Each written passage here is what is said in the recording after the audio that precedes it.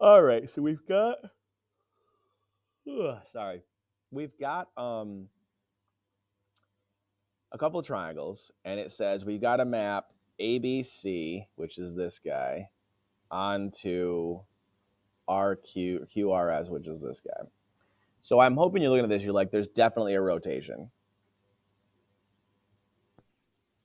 All right. There's definitely a rotation, and it definitely goes this direction, which is counterclockwise. All right. So there's a rotation counterclockwise. How many degrees? All right. I'm thinking you probably can look at that and be like, well, it's definitely 90 degrees. All right. But again, what am I going to do? I'm going to take the paper and turn it.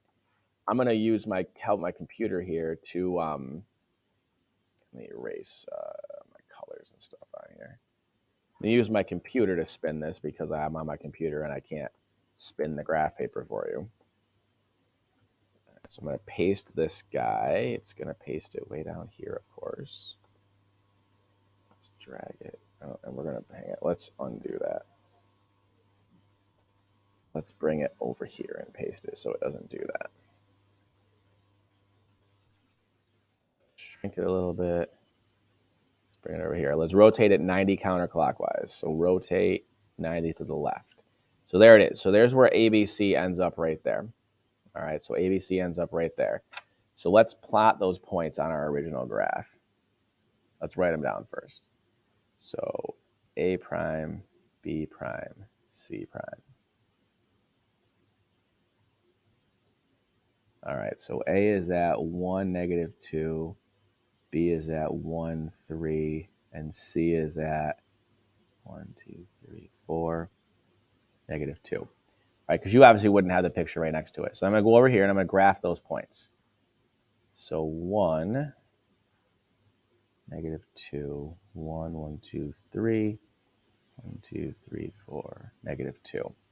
So it ends up here like this. All right, that's A, that's C, that's B. Now it's backwards, so it needs to get reflected. So let's reflect it over the y-axis. All right, and again, this is how you do this. You kind of play around with it. Then reflect over y-axis. All right, so if I reflect it over the y-axis, I'm going to get that one, 2, 3, 4, 1, 2, 3, 4. I didn't count that right. Whoops. 1, 2, 3, 4. There we go. So then I've got B double prime, A double prime, C double prime. And then it has to go over here. So it's got to go. So it's got to go 1, 2, 3, 4. 1, 2, 3, 4. So it has to go. Jumping all over the place. Then I'm going to write translate. You could just write move. For right and for up.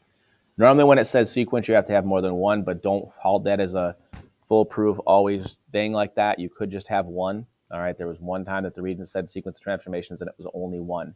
But the best advice is do the sequence of transformations. All right, start doing things. Figure out how does it actually get there and then write them down as you go.